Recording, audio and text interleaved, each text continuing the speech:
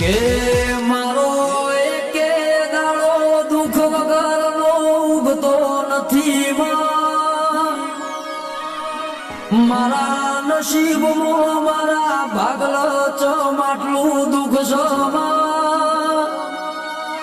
ઉમર કરતા વધારે દુઃખ સહન કરી દીધું હવે તો તું આવવાની રાહ જોઈને બેઠો